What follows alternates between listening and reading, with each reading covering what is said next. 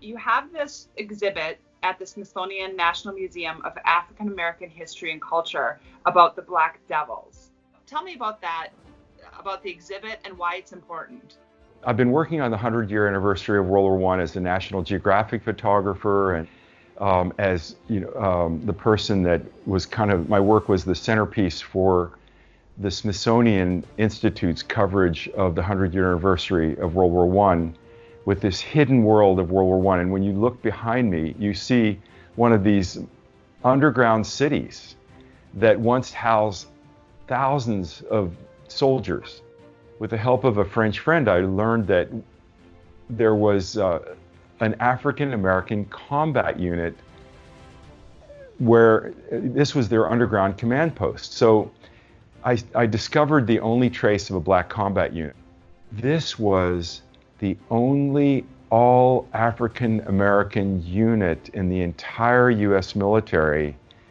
And 102 years ago, when they were fighting so patriotically for America, that unit was already 49 years old.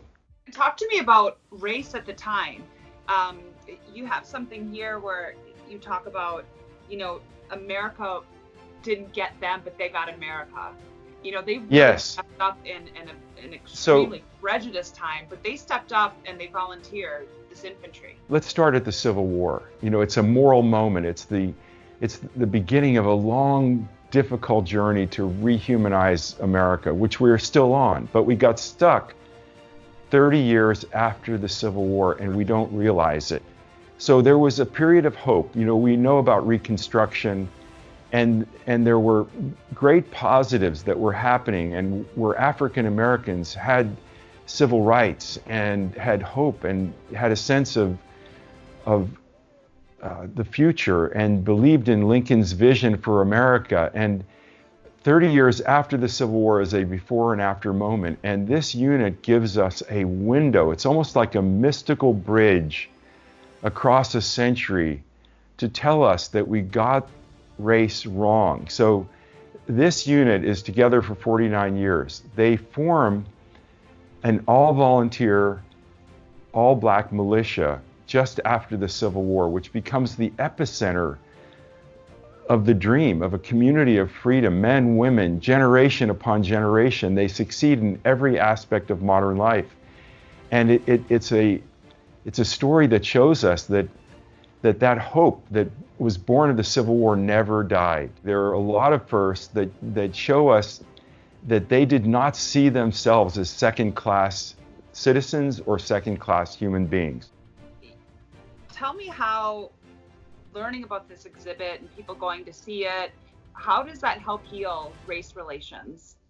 In the ER, or in a 9/11 moment, or Hurricane Harvey, or when the lights go out in your neighborhood, if someone of a different race saves your life or your children's lives,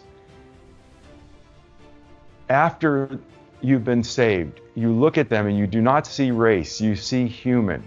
And you feel this deep sense of gratitude, and inside yourself, you reawaken to your own humanity.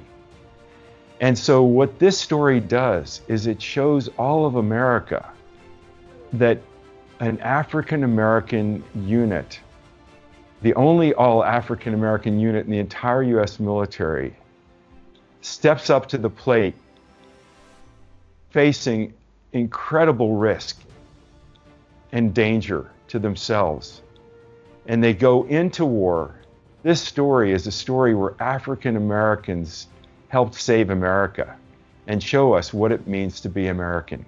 They were nicknamed the Black Devils from the Germans because of their fierceness in the battlefield. The name sort of stuck, right? And it became the Fighting Black Devils. When everyone else quit, they would not lay down their arms. They were chasing a German convoy that was fleeing them in fear.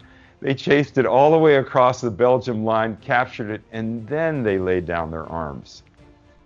So they were greeted when they came home with a ticker tape parade. Chicago basically closed for the day. 400,000 people lined the streets. It was a transformative moment in America that's been all but forgotten.